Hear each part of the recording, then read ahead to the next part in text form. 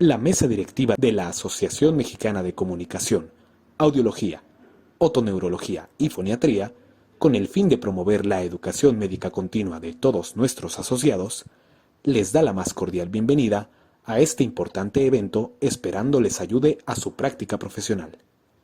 Gracias por su asistencia.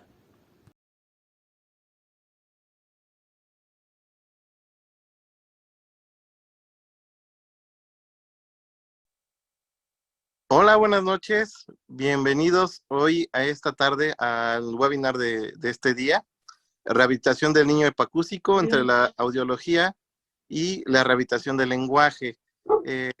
Estamos muy agradecidos con todos ustedes, con todo este foro, y quiero presentarles el día de hoy a una ponente que ha estado muy involucrada en este tema y creemos que nos va a dejar muchas cosas para aportar. La doctora es licenciada en medicina por la Universidad Autónoma de Guadalajara. Sí, ella estudió la especialidad de audiología, otonología y foniatría en el Instituto Nacional de Rehabilitación. Tiene una maestría en desarrollo humano por el Instituto Tecnológico de Estudios de Occidente. Es profesora de la maestría en neuropsicología y educación de la Universidad Panamericana y tiene una certificación por la Graham Bell en terapia auditivo verbal. Entonces, pues es una persona muy capacitada, una autoridad en el tema del lenguaje en los niños hipoacúsicos. Y bueno, pues queremos darle la bienvenida a nuestra doctora Noemí. Doctora Noemí, buenas noches. Buenas noches, doctor. Muchas gracias por la invitación y honradísima de estar aquí con un foro tan suculento y tan bonito como el que tenemos hoy. Muchas gracias, doctor. Pues usted es una experta, mi doctora, tiene ya muchos años ya en esto de la rehabilitación audiológica en los niños con hipoacusia. Sabemos que su campo más importante es con los niños con implante coclear y auxiliares auditivos, y creemos que tenemos muchas cosas por aprenderle el día de hoy. Entonces, pues la dejo, mi doctora, para que esté aquí con su foro, y aquí estamos para lo que llegue a requerir. Muchísimas gracias, doctor. Bueno, pues muchísimas gracias. Reitero mi agradecimiento a esta invitación. De verdad me siento como muy honrada. Estoy con la nerviosidad porque ya mucho que no daba una charlita. Y estoy viendo el foro y me están intimidando. Por ahí está la doctora Marta Rosete y ya me intimidó. Entonces, doctora, si está por ahí, no ponga mucha atención. No, bueno, lo que vengo a platicarles es un poco la experiencia que he tenido en este camino de aprendizaje de la rehabilitación del niño hipoacústico. Y un poco me encantaría platicarles de dónde surge este involucramiento en la parte de la terapia siendo audióloga, ¿no? Porque en México sabemos que está muy dividida la parte de audiología y la parte de la terapia, como que son dos perfiles profesionales diferentes.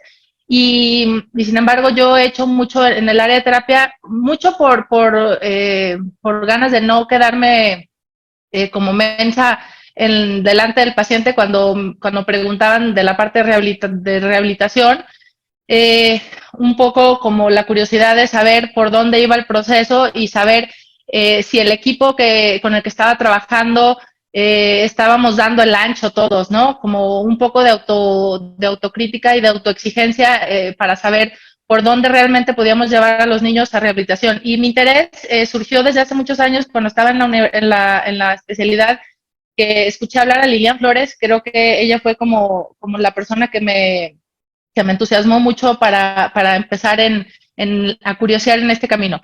Pero bueno, voy a hablar un poco de la rehabilitación del niño hipoacústico desde el punto de vista audiológico, ¿no?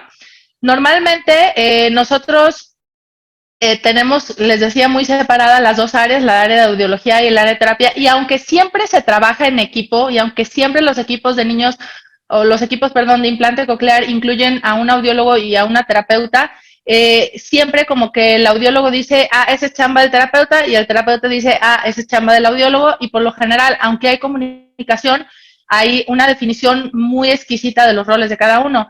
Sin embargo, a mí me parece que estos dos roles en la construcción de un lenguaje están íntimamente relacionados, y más que una comunicación debiera haber una integración de ambos roles, ¿no? Que es lo que he intentado hacer. Les voy a platicar un poco lo que es la terapia auditiva verbal desde el punto de vista audiológico. digo, estoy segura que todos aquí saben lo que es la terapia auditivo-verbal, más o menos saben los pilares de la filosofía de esta corriente o de esta terapia, pero quisiera como, lo que traté de hacer para esta charla es como una integración o un procesamiento a través de los ojos de un audiólogo. Entonces, lo primero que les diría, o lo más importante o lo más sustancioso que yo les diría de la terapia auditivo-verbal, es que la terapia auditivo-verbal es un sistema. Antes que otra cosa, la terapia es un sistema. Y el hecho de que es un sistema nos permite hacer las cosas de una manera protocolaria en la rehabilitación auditiva. Este sistema trabaja a partir de objetivos de desarrollo, trabaja con instrumentos de medición y a través de estrategias de intervención. Creo que esta es la manera en la que yo definiría la terapia auditivo-verbal. Es un sistema que trabaja a partir de objetivos del desarrollo, es decir, los pacientes todo el tiempo están involucrados y van sabiendo cuál es el objetivo en el corto plazo, en el mediano plazo, y el hecho de trabajar por objetivos le da un poco de tranquilidad a los papás saber que, a ver, mi objetivo, porque, a ver, si nos ponemos en los zapatos de un papá o de un terapeuta que está empezando con el desarrollo del lenguaje de un niño recién implantado. Imagínense un niño recién diagnosticado al 1 año de edad o a los 3 meses de edad o a los que sean. Está diagnosticado, tiene prótesis y ver hacia adelante y pensar el mundo de objetivos, el mundo de lo que consiste construir un lenguaje en un niño, es como para un papá sobre todo que no está tan inmerso en las cuestiones científicas o en las cuestiones académicas del lenguaje. De repente es como, no manchen, lo primero que quiere, para un papá, lo primero que significa hablar, lo primero que significa el lenguaje es que hable. Y resulta que el habla viene hasta mucho tiempo después. Antes de hablar, los niños tienen que lograr ciertos objetivos. Entonces, cuando a los papás les das un mapa y le dices, el objetivo de aquí a 3 meses es que el niño voltee a la derecha cuando escuche un sonido a la derecha y luego el objetivo a 6 meses es que puede identificar la voz de mamá y papá, y el objetivo al año es que tal y tal y tal, como que al papá le da, o a los papás les das un poco de paz y un poco de claridad en el trabajo. No es lo mismo querer que hable sin tener herramientas de cómo, a saber, este es el caminito, y vamos de aquí a aquí, y luego acá, y luego allá. Entonces, el hecho de que trabajemos por objetivos a mí me encanta, y creo que como audiólogos nos da muchas herramientas. La segunda parte es que trabaja con instrumentos de medición y eso nos permite estar retroalimentando todo el tiempo. Voy bien, voy mal, corrijo, me voy en otra dirección, necesitamos hacer cambios, necesitamos hacer ajustes, esto está funcionando, esto no está funcionando y todo el tiempo estar vigilando la evolución. Y las estrategias de intervención se refieren mucho a lo que los papás aprenden a hacer en casa. Hay una metodología específica. Entonces vamos a hablar de estas 3 cosas durante esta charla. Espero no alargarme demasiado, espero ser objetiva y espero poder darles algo que se puedan llevar a su consulta de todos los días. Bueno, cuando yo era estudiante de audiología y en los primeros años, desde mi muy personal punto de vista, la chamba del audiólogo siempre era conseguir audición normal, ¿no? Ya fuera con implante coclear o con auxiliar auditivo, la chamba del audiólogo era conseguir audiométricamente umbrales de normalidad y la demás chamba, pues ya, váyase a terapia, que la terapia le resuelva, ¿no? Este era como el objetivo máximo, ¿no? Solemos, o debiera hablar en primera persona, yo solía pensar que nuestro máximo objetivo como audiólogos era llevar y mantener a los pacientes con una audiometría normal. Sin embargo, la audición normal se define mucho más por la audición en la vida cotidiana que por un audiograma, porque sabemos que el audiograma son tonos puros que no existen en la vida cotidiana. Entonces, sí, evidentemente nos dan mucha información, pero no nos hablan de la funcionalidad de esa audición. Entonces, audición normal en realidad consiste en tener acceso a sonidos fuertes, a sonidos ambientales, a onomatopeyas, a las voces, a los fonemas, a las vocales, a las consonantes, a un sinfín de sonidos, ¿sí? Acceso a un sinfín de sonidos y un agravante más sería en ambientes sonoros ruidosos. Entonces, esta conceptualización de audición normal tiene matices, ¿no? Una es audición normal audiométricamente y otra es la audición normal en la vida. Y ciertamente, como uno de nuestros objetivos como audiólogos es mantener o garantizar esta audición normal. Pero bueno, pensando que nosotros queremos expandir esta mentalidad y queremos involucrarnos más, bueno, yo me he querido involucrar más en esta parte de la terapia o de la rehabilitación. Aprendí en esto de la terapia auditiva verbal que el planteamiento de los objetivos de la rehabilitación auditiva está muy directamente relacionada con la parte audiológica y espero al final de esta diapositiva llegar al punto. Los objetivos normalmente de la terapia se establecen en base a un montón de circunstancias, ¿no? Que tienen las familias, la edad cronológica, la edad auditiva, las habilidades auditivas, cognitivas, motoras, orales, familiares. Es decir, una terapeuta toma en cuenta todas estas circunstancias para saber hacia dónde quiero llevar. Y es más, la terapia auditiva oral no siempre va a ser el camino. Sabemos que hay casos en los que esta terapia ya no va a funcionar. Pero siempre se toma en cuenta al paciente en conjunto, ¿no? Y tomamos la edad cronológica, la edad auditiva y todas estas habilidades y decimos, bueno, este niño tiene 4 años de edad cronológica, pero tiene 3 meses de edad auditiva. Mis objetivos van a ir audiológicamente en un sentido y madurativamente en otro, ¿no? Y esto con el objetivo de siempre sacar el máximo potencial de los chamacos, ¿no? Si el niño tiene 1 año, o si tiene 3 años, o si tiene 5 años, los objetivos siempre van encaminados a sacar lo máximo que podamos conseguir de ese paciente. Y no siempre va a ser lo mismo, y no siempre máximo potencial significa lenguaje oral perfectamente integrado. Ese sería lo ideal, ¿no? Pero sabemos que nuestros niños no son siempre identificados y diagnosticados de manera temprana. Estamos caminando en esa dirección, pero en este momento todavía no estamos ahí. Entonces, nuestros objetivos van planteados en la dirección de mantener el máximo o de obtener el máximo potencial. Ahora, desde mi muy particular punto de vista, esto no lo dice la terapia auditiva verbal, esto lo digo a nombre propio, yo creo que hay 3 maneras de plantear objetivos, ¿no? Espero no dejar un hueco por aquí, pero síganme el rollo. Hay 3 maneras de plantear objetivos según mi muy particular punto de vista. Sería, uno es con lo que se tiene. Es decir, el niño tiene una audición residual y no logramos conseguir el implante coclear y ya tiene 2 años, y ya tiene 3 años, y ya tiene 4 años. ¿Qué sí podemos lograr con lo que tenemos? ¿Qué tenemos? Pues audición residual, tenemos auxiliares auditivos, hay que sacarles la máxima potencia. Con la máxima potencia, ¿para qué nos alcanza? ¿No? Ahora, la otra manera es lo que se quiere, ¿no? Lo que se quiere es como la cartita del niño Dios. A ver, es un niño diagnosticado en edades muy tempranas con acceso a tecnología, la más picuda, la mejor programa, en el momento ideal, todo está el escenario ideal. ¿Qué queremos?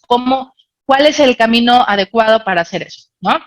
Y la otra es lo que falta corregir, es decir, ya tenemos cierto desarrollo, hemos alcanzado ciertos objetivos, pero nos falta corregir, tenemos que seguir avanzando. Entonces, así es como he definido la manera de plantear objetivos, con lo que se tiene, con lo que se quiere y lo que falta, ¿no? Y esto es lo que he desarrollado en esta charla. Y vamos a empezar con lo que se tiene. Por ejemplo, si nosotros uniéramos los conocimientos de terapia auditivo-verbal y todo lo que implica la terapia con los conocimientos audiológicos, podríamos obtener esto que voy a platicar. Si nosotros conocemos los alcances de la audición residual desde el punto de vista fonético, fonológico, terapéutico, podríamos poner objetivos desde muy temprano y no solo atenernos a que el implante lo corrija todo. Y aquí voy a introducir 2 palabritas que son maravillosas, que es, una es la audibilidad y otra es la discriminación. Una cosa es lo que el niño escucha y la potencia que alcanza a detectar, y otra es lo que el niño discrimina. Y para eso tendríamos que estar como alerta de todas las frecuencias y de todo lo que implica la audibilidad y la discriminación en cada una de las frecuencias. Si nosotros tenemos el audiograma, estamos muy habituados así es como se hace, vaya, que nosotros buscamos los umbrales de las frecuencias medias de 500,000, 2,000 y 4,000, ya sea por potenciales, con tone burst, con estado estable. Esas son las frecuencias que nosotros podemos tener acceso para medir en bebés, ¿no? En bebecitos. Y a partir de la identificación de estos umbrales es que nosotros hacemos adaptación de auxiliares auditivos. Y ahí nos quedamos y decimos, pues el acceso es limitado y vamos a esperar el implante coclear y vamos a ver qué sigue y córrale con el implante y ojalá que logre el implante. Y dejamos de lado lo que sí podemos lograr antes del implante y lo que sí podemos lograr con lo que tenemos. ¿Qué tenemos aquí? A veces podemos pensar que la audibilidad que alcanzamos con esas frecuencias en hipoacusia profundísima es bajitita y luego dejamos de lado, dejamos como rezagadas las otras cosas que no están evidentes en los potenciales, que son las frecuencias graves. Y estas frecuencias graves, como no pueden ser identificadas por potenciales, como no pueden ser evaluadas por potenciales, pues a veces no las evaluamos y decimos, pues tan profunda, no escucha ni un clavo, ¿no? El chamaco está peor que una tapia. Y entonces olvidamos estas frecuencias. Y resulta que estas frecuencias nos dan un montón de posibilidades. Estas frecuencias las podemos evaluar a través de audiometría en campo libre, que si bien no es lo más objetivo, sí nos da un montón de información, sobre todo cuando hacemos audiometrías repetidas en edades muy tempranas. Y resulta que estas frecuencias bajas nos van a dar un gran valor de energía acústica, porque las frecuencias bajas tienen el 90% de la energía acústica, lo cual nos va a dar la audibilidad, ¿sí? Entonces, las frecuencias bajas nos van a dar la audibilidad. El otro 10% de la inteligibilidad del habla nos lo va a dar las frecuencias altas. Entonces, cuando nosotros vemos que las frecuencias bajas están encargadas del 90% de la energía acústica, estoy segura que se nos prende el foco y podemos decir que si las frecuencias bajas tienen mayor energía acústica y son más fáciles de escuchar, podemos plantear objetivos de terapia como cuáles. Pues como los suprasegmentos, ¿no? Los suprasegmentos, imagínense una audiometría como esta, donde las frecuencias bajas están más o menos conservadas, donde esas frecuencias bajas con auxiliares auditivos pudieran llegar casi hasta audición normal o una hipoacusia superficial, pero darnos un gran acceso al sonido de frecuencias bajas, nosotros podríamos decir que los objetivos de la terapia, incluso antes del implante coclear, nos dan muchas posibilidades. No sé si se acuerdan, pero los suprasegmentos son lo que nos dan la prosodia, ¿no? El acceso a estas, a lo mejor un niño que tiene mantenidas o conservadas las frecuencias bajas y que tienen buena audibilidad, nos permite que el niño detecte la prosodia, o sea, el ritmo, la velocidad, la entonación o la duración, tono, intensidad, y esto nos da información pragmática del hablante. Y estos pudieran ser objetivos de la terapia y podríamos decir que el niño puede empezar a detectar patrones de pulsado continuo o de alto y bajo o de entonación como pequeñas tonaditas que el niño pueda empezar a reproducir y que ya son objetivos que tienen mucho sentido para el desarrollo del lenguaje, para esta construcción del lenguaje de las que les hablaba. Y luego los segmentos que están dados por las frecuencias agudas, ya sabemos que están dados por las vocales y las consonantes, eso lo trabajaremos después cuando tengamos acceso. A lo que voy es que todo esto son cosas que nosotros podemos pensar en trabajar o sea, incluso en periodos preimplante o donde el niño no tiene acceso completo a los sonidos del habla, pero que sí nos permiten mantener avanzando y mantener trabajando ese cerebrito para cuando se pueda, ¿no? Son objetivos que pudiéramos estar planteando cuando no se tiene completo, cuando hay algunas cosas nada más. Otros objetivos que nosotros pudiéramos tener cuando tenemos frecuencias bajas conservadas es, por ejemplo, sabemos que la frecuencia fundamental de la voz de los hombres está entre 80 y 120 Hz, la de la mujer alrededor de 250 Hz y la de los niños en 300 Hz. Si nosotros sabemos esta información, que es fonética, y sabemos que el niño conserva estas frecuencias, podemos poner como objetivo de terapia, pues que el niño de entrada identifique la voz de mamá, la voz de papá, la voz de los hermanos, no solo que la detecte, sino que identifique quién es mamá, quién es papá, solo por la frecuencia de la voz de la mamá o del papá o del hijo, o del hermano, o del lo que sea, o del vecino, o lo que sea. Y esto ya nos abre un poco más el panorama, porque no se trata solo de empezar a trabajar no, pues es que como no escucha, pues no podemos avanzar con la terapia, pues no escuchan, ya sí detecta los portazos, ¿no? O sí detecta los aplausos, bravo, ya, ahora sí, esperemos el implante. No, hay un montón de objetivos que nosotros podemos plantearnos en esta etapa previa. Y estos son conceptos que se trabajan mucho en terapia, que nosotros como audiólogos, esto de plantear objetivos, pues no es lo que nosotros hacemos. Nosotros nos encargamos de programar, de la tecnología, de adaptar los auxiliares, de vigilar el uso, de corregir problemas. Y esta comunicación con la terapeuta, si nosotros tenemos, o sea, si las terapeutas saben esto y nosotros sabemos esto, y entre los dos tenemos esta comunicación muy cercana, es, a ver, este chamaco va para implante, pero este chamaco tiene frecuencias graves conservadas. Entonces, podemos trabajar estos objetivos. Desarrolla los objetivos, como terapeuta y yo como audiólogo los refuerzo en la consulta, ¿no? Eh, entonces, esto sería como plantear objetivos en base a lo que se tiene. Ahora, en base a lo que se quiere, esto es como la cartita del niño Dios. ¿Cómo se plantean los objetivos cuando todo está puesto en la mesa? Es un niño con detección o identificación de la sordera muy temprana, cuando tiene acceso a la tecnología, tiene terapeuta de lujo, acceso en su ciudad, y la puede estar viendo con cierta frecuencia. Entonces, ¿cómo planteamos los objetivos? O sea, ¿de dónde se saca el orden? ¿Cómo se concede esta jerarquía de objetivos y de prioridades? Bueno, resulta que hay un montón de escalas de desarrollo. Y cuando digo un montón, hay un montón. Una escala que yo conocí y amé desde el primer momento es una escala que se llama Castles. Es una escala que se desarrolló en un centro en Estados Unidos que se llama Cottage Center y que al final tradujeron como una escala de adquisición de la escucha y el habla de la lengua española. Esta es una herramienta que de verdad facilita la vida a todo el mundo, a nosotros en la consulta audiológica, a la terapeuta en la consulta de lenguaje, al seguimiento. Y les voy a explicar un poquito más o menos cómo está configurada. Es una prueba que tiene 5 cuadernillos. Cada cuadernillo corresponde a una etapa o una edad que se relaciona más con la edad auditiva más que con la edad cronológica, ¿no? Porque va desarrollando las habilidades. Y cada cuadernillo tiene 5 áreas que evalúa. Tenemos que evalúa y planea, ¿no? Vamos a llamarlo como un planeador también. El área de cognición y juego, el área de comprensión auditiva, tiene 5 áreas que evalúan como los 5 aspectos que nosotros tenemos que cuidar cuando desarrollamos o cuando planeamos el desarrollo de un lenguaje de un morrito.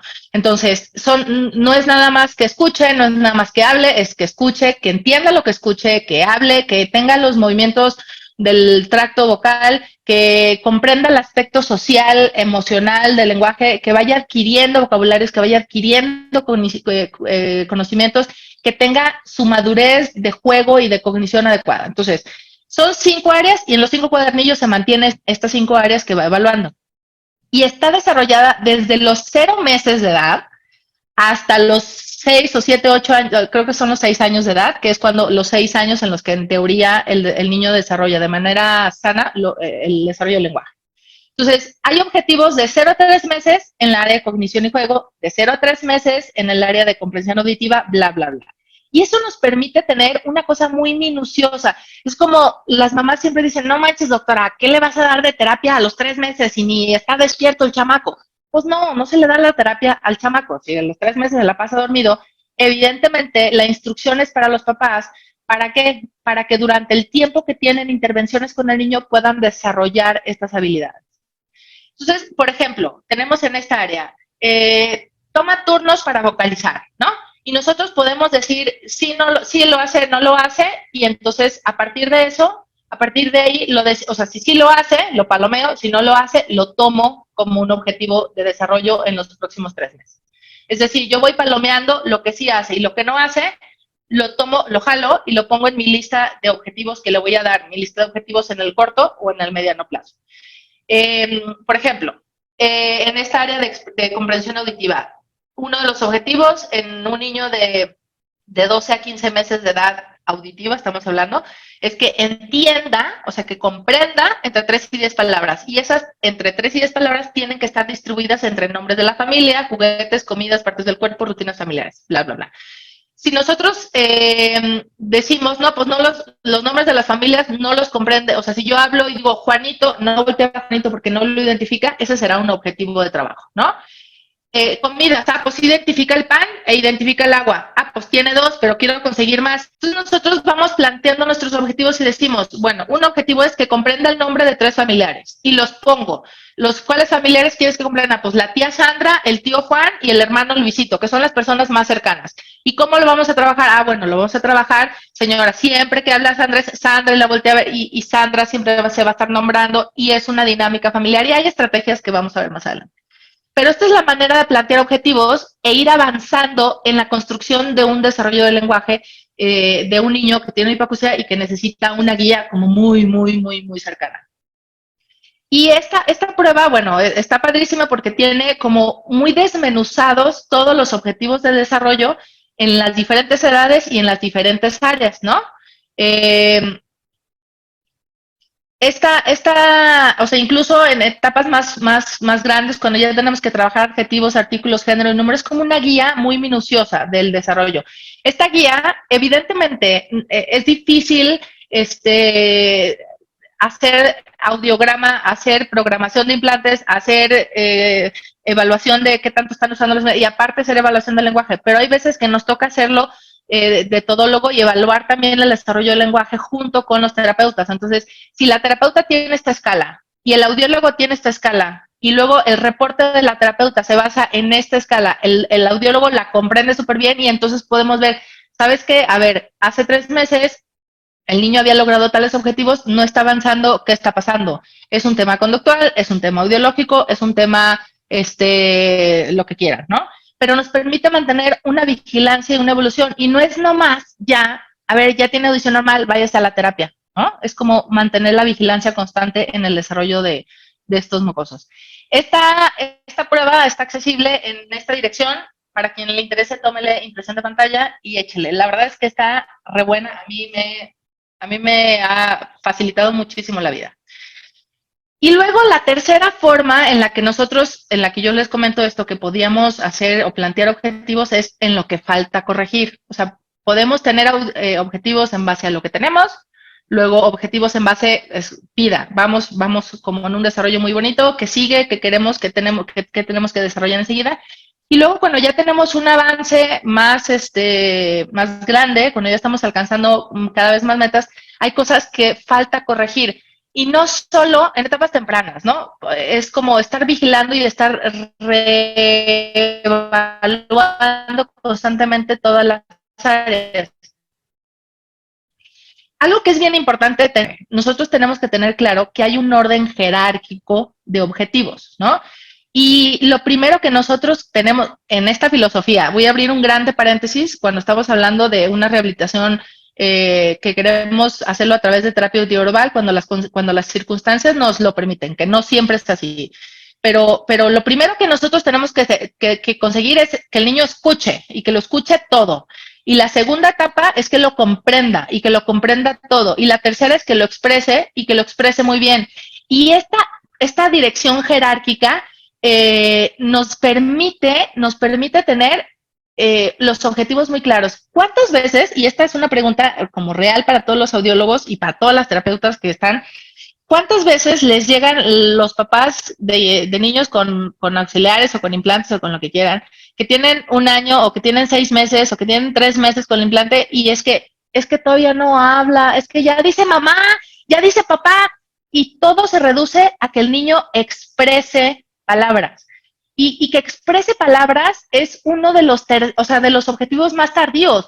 Antes de que el niño logre expresar, debe de escucharlo todo y debe de escuchar con precisión sonidos grandes, chiquitos, de letras, de consonantes, de vocales, de ta. Y luego debe de comprender. O sea, tenemos que aspirar a que el niño comprenda antes de que quiera expresar. Tiene que comprender el significado de la palabra agua antes de que la pueda expresar. Y eso lo tienen que entender los papás.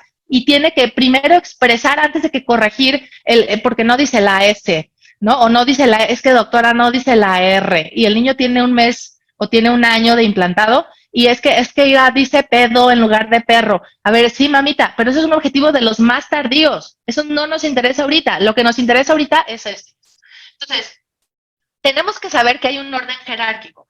Y este orden jerárquico nos va a dar paz mental a nosotros y les va a dar paz mental a los papás, saber que primero, antes de que el niño tenga que hablar, puede escuchar. Ahora, para que nosotros podamos ir corrigiendo todo el tiempo estos objetivos, tenemos que estar vigilándolo a través de pruebas y a través de a través de evaluaciones muy específicas para ir corrigiendo. Es decir, puede ser que el niño ya lo escuche todo, puede ser que el niño ya esté muy alerta, que tenga una conciencia al sonido maravillosa, que esté muy atento a los sonidos, que tenga que ya lo perciba todo producción, que ya estemos trabajando mucho en la comprensión de estos sonidos y en la expresión de estos sonidos, pero que de repente nos demos cuenta que el niño escucha la T por la K y que siempre que debe de usar la T, usa la K, ¿no? Y entonces esas son cosas que nosotros tenemos que vigilar, esas son las cosas que nosotros tenemos que corregir y ahí es donde nosotros planteamos otros objetivos de manera paralela, ¿no? Por ejemplo, estos segmentos que yo les decía, en el audiograma, cuando nosotros tenemos esta información fonética, en el audiograma hay una división muy específica para cada tipo de fonemas, ¿no? Cada tipo de fonemas, por ejemplo, los nasales plosivos, están más o menos en un rango frecuencial de entre 500 y 1000 Hz.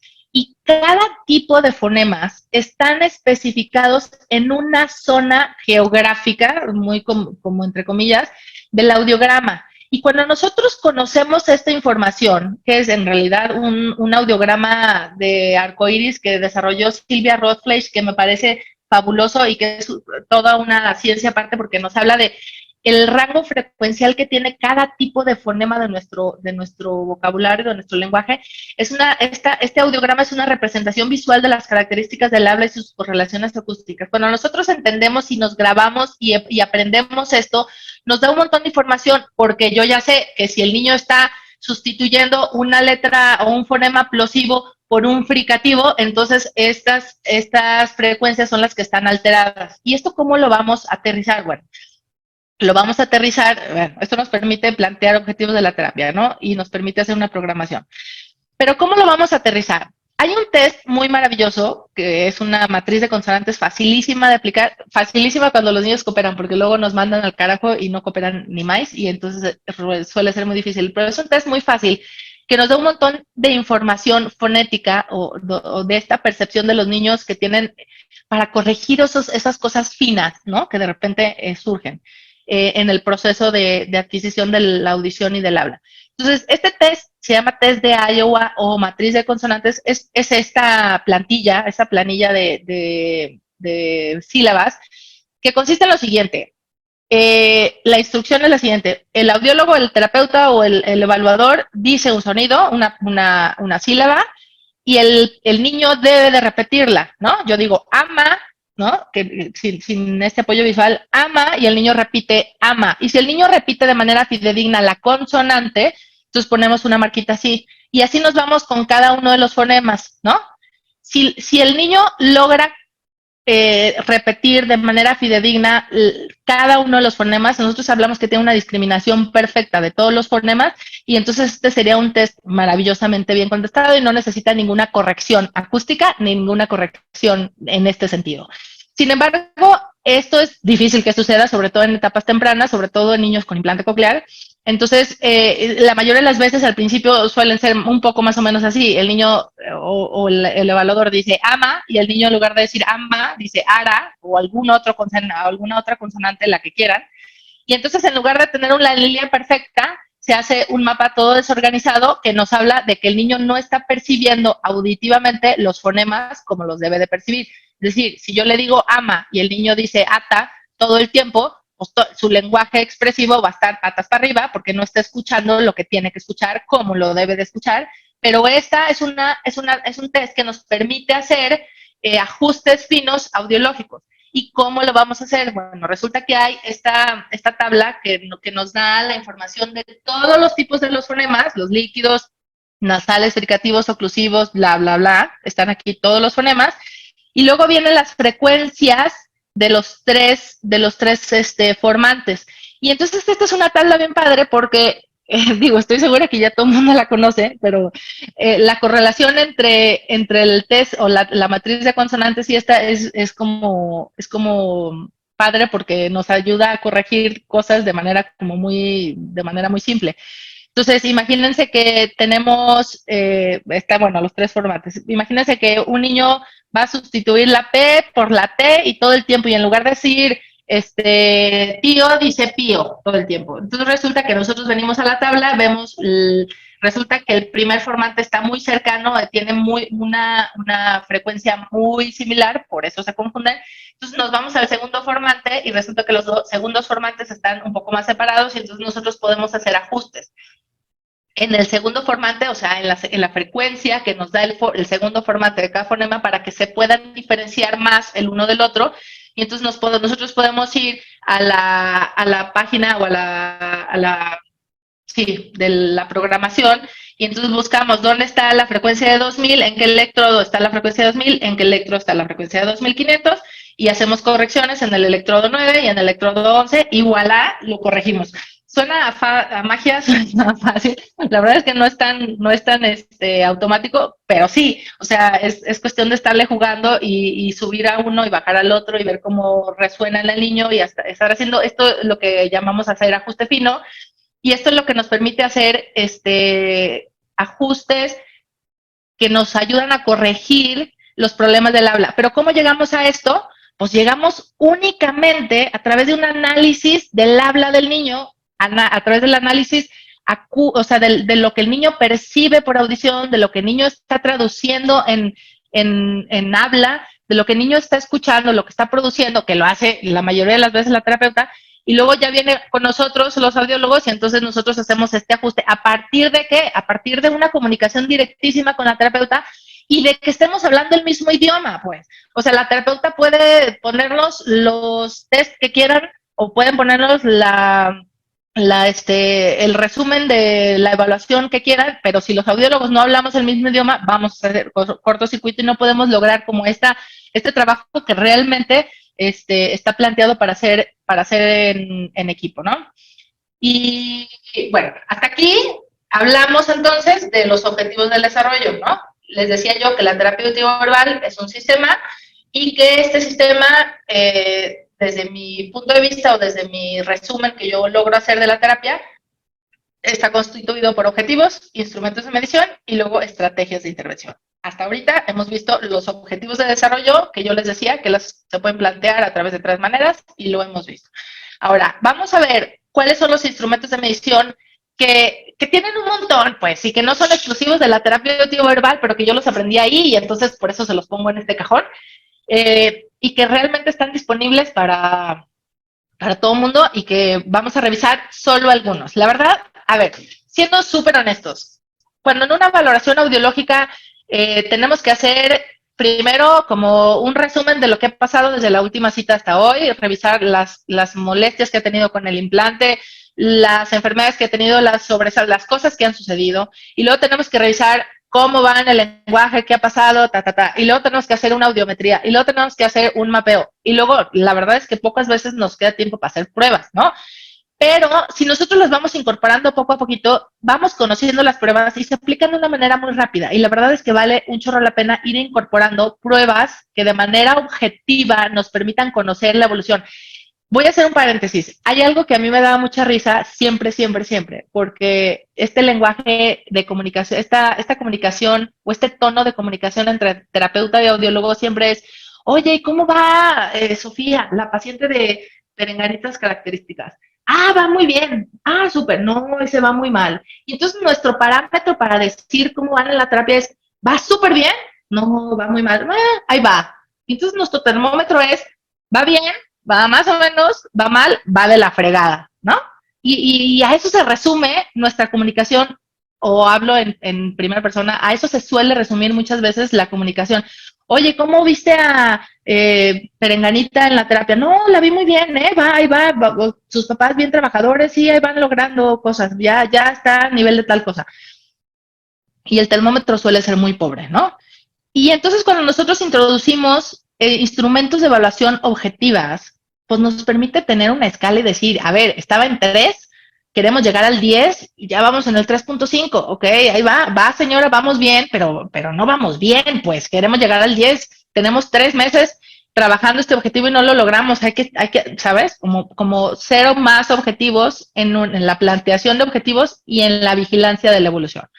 Entonces, voy a hablar de 4 pruebas, solamente 4 pruebas. Hay un montón y hay muchas que son reiterativas o repetitivas en cuanto a las cosas que vigilan, pero estas son 4 pruebas que a mí me han abierto mucho el panorama y que vale la pena a mí me ha valido mucho la pena irlas incorporando en la práctica cotidiana. Primero les voy a hablar del protocolo de evaluación de la IGBEL. Este es un protocolo que nos permite tener un control de cuáles son las pruebas audiológicas que tenemos que hacer dependiendo de la edad auditiva y dependiendo de la evolución audiológica que va teniendo el paciente. Y entonces, es como, le tengo que hacer potenciales al niño cada 3 meses o cada 6 meses o cada año, o ya con los primeros tiene y ya no se lo repito. Entonces, la verdad es que esas son cosas que a mí este protocolo me ha funcionado. Seguramente hay otros protocolos que son muy válidos. A mí este lo conozco y creo que digo, son estrictos, son una cosa de medicina de primer mundo, pero está padre de repente irte acoplando e ir aprendiendo los protocolos de evaluación de vigilancia, ¿no? De la vigilancia auditiva. Bueno, está planteado por edades, ¿no? Está planteado para niños de 0 a 6 meses, Y luego está planteado de acuerdo a los tipos de estudios audiológicos que se deben hacer. Están los potenciales, están las emisiones, están las audiometrías conductuales, y aquí podemos ver que están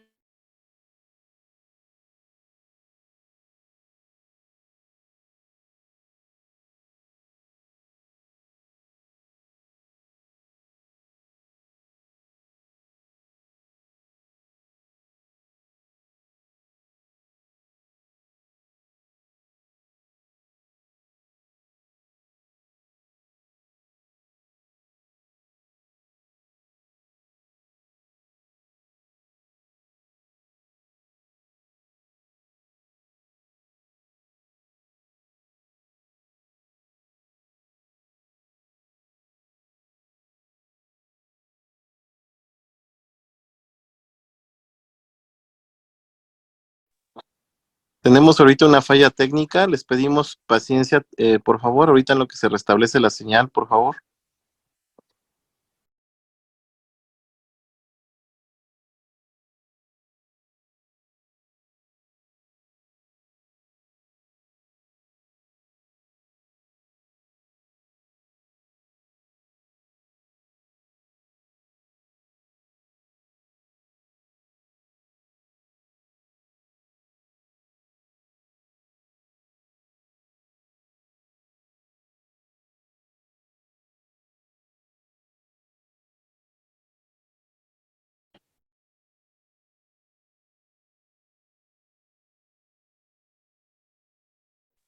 me perdí.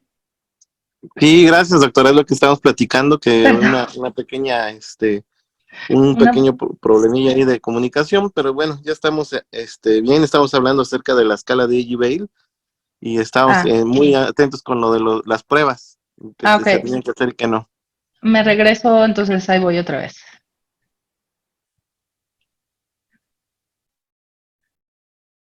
Este, perdón por esta falla técnica, no sé qué pasó, pero ahí estamos. ¿Me escuchan bien, va, doctor Pérez? Sí, estamos escuchándote. Ok. Bueno, hablábamos del protocolo de evaluación de IGBEL, les decía que se hace está descrito como por edades y está descrito cada uno de los exámenes que tenemos que hacer de acuerdo a la edad del paciente y de acuerdo a la edad auditiva y a la evolución auditiva que va teniendo. Y esto es como una guía muy precisa para saber qué tantos exámenes le tenemos que hacer al chamaco y cuándo ya está indicado hacer evaluación de la percepción de la palabra y cuándo no, y qué tipo de pruebas se hacen para evaluar la percepción de la palabra y con qué tipo de ítem se evalúa. Y entonces es una cosa muy valiosa porque también, o sea, nos permite tener un mapa como biólogos de saber qué es lo que sigue en la siguiente evaluación y saber cada cuánto lo voy a citar. Y si no estamos logrando objetivos, entonces vigilar y corregir lo que nos anda quedando a deber. Otra de las pruebas que les quiero hablar es la MICE o Eat Mice, y que es una escala de integración auditiva significativa. Este es un examen súper sencillo, súper sencillo. Es un interrogatorio que se hace a los papás y que consiste en una evaluación de la vinculación al aparato. O sea, una de las primeras causas de falla ¿cómo se dice? De derrota, ¿no? ¿Cómo se dice? De fracaso. De las causas de fracaso en los niños con implante coclear es la simple y sencilla razón de que los niños no se los ponen. Y a pesar de que en las primeras citas lo debe de usar todo el día y se debe de acostumbrar y guau, la verdad es que muchos papás se llenan de ideas o el vecino y el compadre les llenan de ideas y entonces deciden por razones que ellos consideran que son válidas no ponérselo todo el día, o ponérselo a ratitos, o ponérselo nada más, o no ponérselo porque hay mucho ruido, le va a doler, y entonces los papás se llenan de ideas, y nosotros tenemos que ir matando esas ideas, ir matando esos, como falsas creencias que les van llegando a los papás, y la mejor manera de hacerlo es a través de este cuestionario que de verdad, a mí me ha resultado como muy útil, porque permite ver la vinculación al aparato, y ahorita les voy a decir cómo es que funciona. La evolución en la alerta al sonido, estoy hablando de que este cuestionario sirve en etapas tempranas del uso de los procesadores o de los auxiliares auditivos. Y también evalúa la obtención del significado de los sonidos en etapas muy tempranas. Es un cuestionario de 10 preguntas. Hay dos versiones, el IPMAIS, que está hecho para niños menores de 6 años, y el MAIS, que está hecho para niños mayores de 6 años. Entonces, son 10 preguntas que el audiólogo pregunta al paciente y al papá, pero lo que más valioso encuentro yo es que mientras vas poniendo las preguntas en la mesa, los papás se hacen conscientes de lo que tiene que estar haciendo. Por ejemplo, el comportamiento vocal del niño se ve afectado mientras usa su aparato de ayuda auditiva, ya sea audífono o implante coclear, y es un poco platicar alrededor de esa pregunta, ¿no? A ver, señora, cuando usted le pone el aparato, ¿el niño cambia y empieza a vocalizar más o no? ¿O se queda igual de callado? Y los papás nunca saben la respuesta, la tienen que pensar y la tienen que razonar y a veces la comenta entre papá y mamá o mamá y abuelita, o las personas que estén en la consulta, pero ese hecho de ponerlos a pensar y a razonar les pone en la mesa la necesidad de que ellas se enteren de que cuando un niño usa sus dispositivos, el niño empieza a tener cambios en el comportamiento vocal. Y si no lo hacen, entonces a la siguiente cita ya están mucho más alerta de que eso lo está haciendo o no lo está haciendo, y entonces eso nos permite estar más alerta. Y son 10 preguntas que se califican del 0 al 4, y entonces la calificación máxima son 40 puntos, pero esto está bien padre porque nosotros podemos ir planteando, por ejemplo, el 29 de junio le hicimos esta evaluación y tuvo 12 puntos de 40, señora.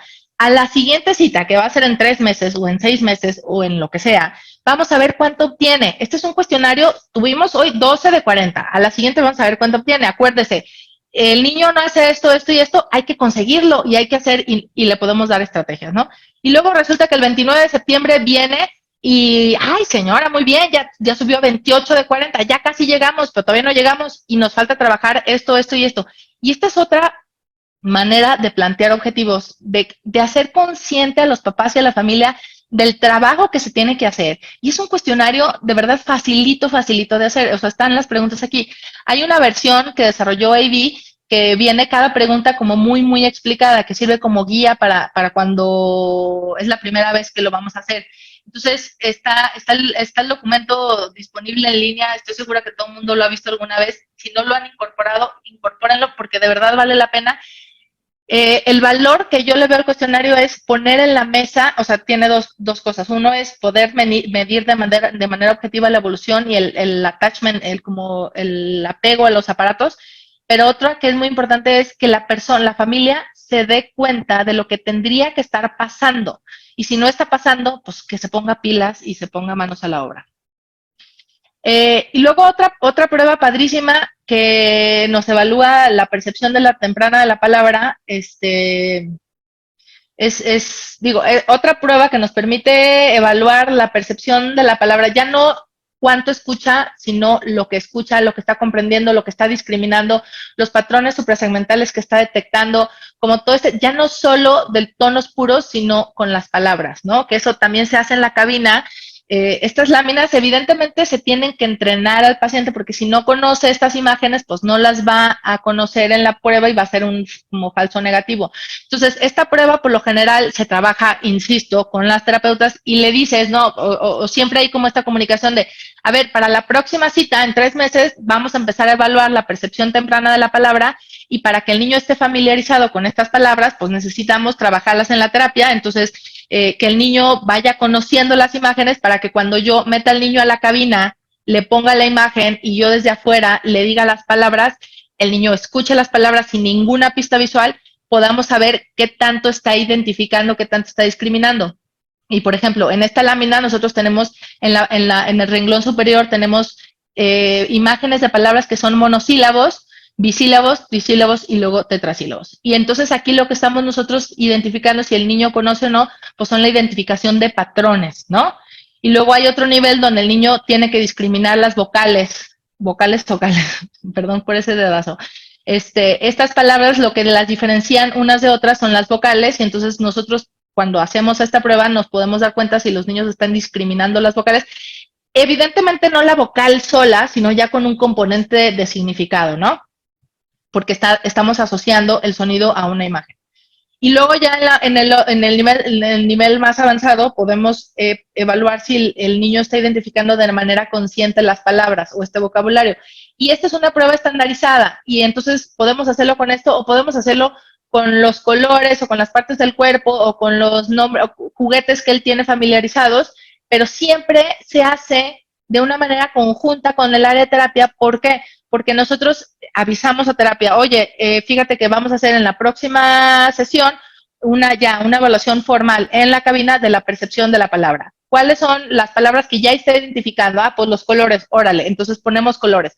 No, ¿sabes qué? Ya está identificando, ya le puse la plantilla, ya aprendió, ya está desarrollando cognitivamente, está identificando estas palabras, bueno, ya lo podemos hacer con estas palabras. Y entonces, esta evaluación se hace mucho más rica en contenido, se hace mucho más rica en información, no solo auditiva, no solo lo que es más tosco, que es la percepción de los sonidos, sino la percepción fina, todo este proceso de la construcción del lenguaje lo vamos desmenuzando y lo vamos poniendo con lupa y vamos siendo capaces de plantear objetivos, de corregir fallas, de estar haciendo como más cosas, ¿no? Desde el punto de vista audiológico y desde el punto de vista terapéutico y no solo dejar que el niño avance de manera automática, que ya sabemos que no sucede. Y luego, por último, estas pruebas de AC-Bio que evidentemente no se usan en niños, se usan en adultos, pero que es una herramienta que me ha fascinado para evaluar la discriminación de, estas son frases, son discos que vienen con frases, oraciones, con ruido de fondo. Entonces, es una manera muy estandarizada. Cuando estamos hablando ya, hay niños, por ejemplo, niños que ya están implantados, que tienen 6 años, que tienen, o 7, 8 años, y que tienen ya un lenguaje muy desarrollado, llevarlos al siguiente nivel, donde ya es discriminar en la conversación en un ambiente ruidoso, también es muy rico y no poder, no quedarnos en, pues ya su lenguaje es funcional, ya puede hablar frases, oraciones, tiene vocabulario corto, pero bueno, pues ya es funcional, pues ya hay pobrecito, lo que sea. Es como seguir estirando la liga y llevar a los niños y seguir exigiéndonos como profesionales y exigiéndoles a ellos como pacientes para poder llegar al máximo de su desarrollo, a sus máximas potenciales. Y entonces, bueno, hasta ahorita hemos visto los objetivos de desarrollo, hemos visto los instrumentos de medición y queda darle un vistazo a lo que son las estrategias de intervención. Hablar de estrategias de intervención en terapia auditivo-verbal es meternos es como embarrar las manos de lodo y ya meternos a hacer terapia, cosa que yo estoy segura que no todos los audiólogos tenemos ni el tiempo ni la paciencia para hacerlo. Lo único que quiero transmitirles es, no voy a hablar de estrategias puntuales, solamente quiero darles como una información global, que las estrategias de intervención son la metodología por medio de la cual la terapia auditivo-verbal consigue los objetivos del desarrollo que nos va a permitir la construcción de este lenguaje.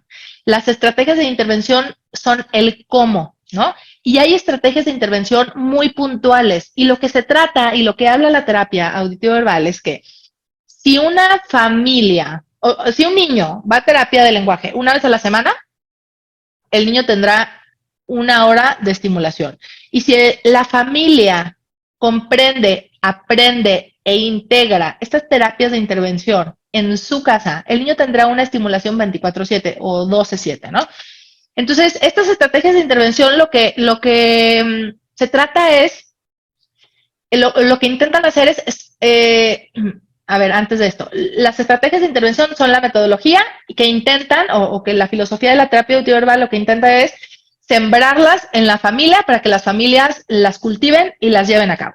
Ahora, cuando yo en esta sesión hablo de estrategias de intervención, lo que trato de embarrarles poquito es que estas estrategias de intervención nos pueden servir a nosotros desde el punto de vista audiológico a sembrar ideas en cada consulta. Es decir, imagínense, ustedes audiólogos, yo sé que las terapeutas lo hacen todo el tiempo y es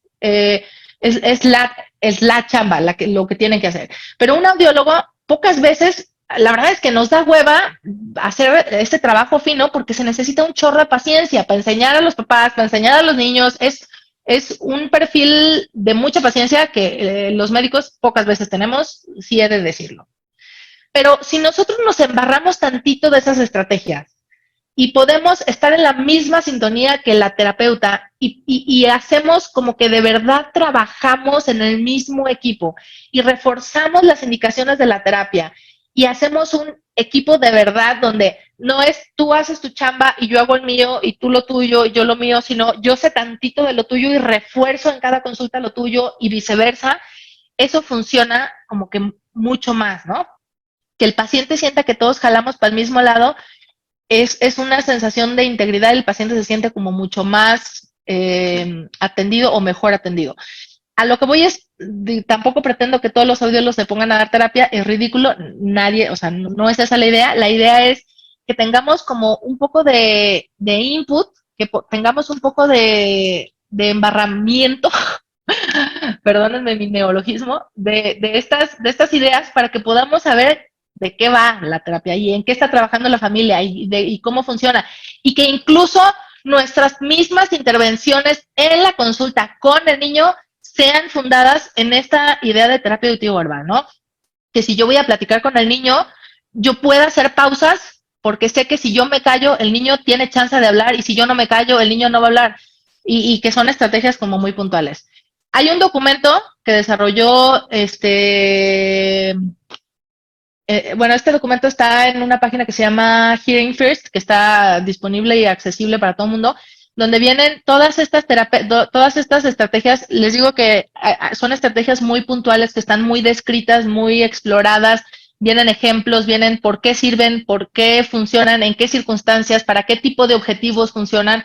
Y está padrísimo este documento. Quien quiera y que lo necesite, con mucho gusto se lo puedo compartir. Y habla de cada una de las estrategias, de cómo se trabajan cada una, en qué tipo de circunstancias, para qué tipo de niño, para qué tipo de objetivos, y nos pueden dar como mucha función. Un ejemplo es, use la audición primero, ¿no? Y viene como la descripción, y son cosas que nosotros los audiólogos podemos poner en práctica en la consulta como parte de verdad integrarnos al equipo de rehabilitación del chamaco y decir, si estoy evaluando la audición, pues vamos a evaluar la audición también en la comunicación cotidiana, que al final es lo que nos interesa. Sándwich auditivo, ¿no? Hacer esta información incluso para que los niños comprendan las instrucciones durante la consulta. No sé, es una idea que se me ocurre y que a lo mejor estoy penando de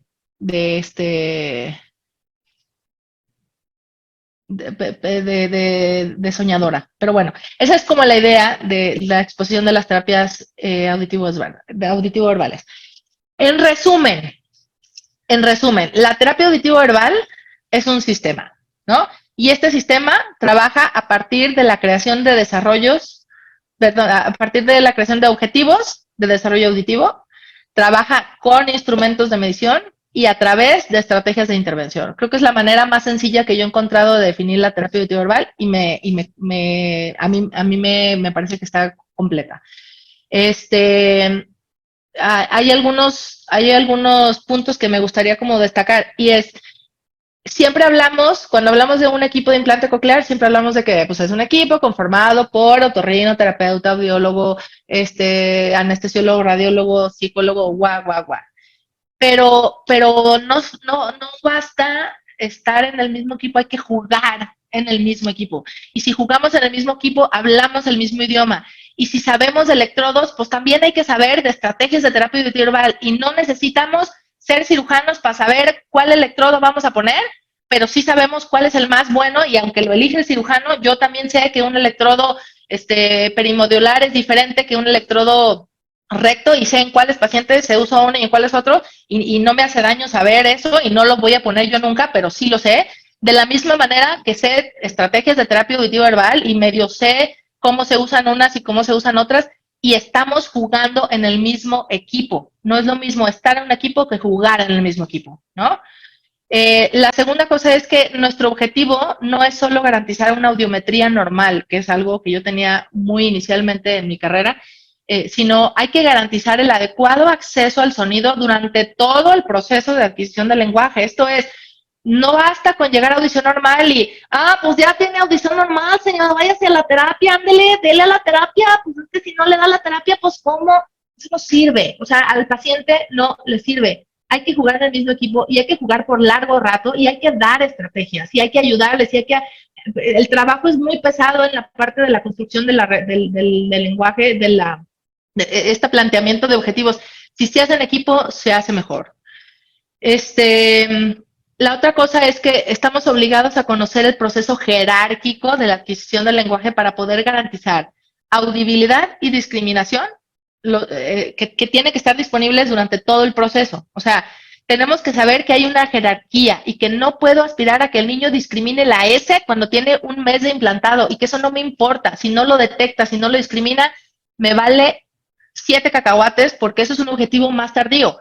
Sabemos que jerárquicamente nuestros primeros objetivos son la detección de sonidos, después la guau, y hay un proceso jerárquico. Y si nosotros estamos enterados de ese proceso, podremos tener un mejor desempeño de este plan de desarrollo.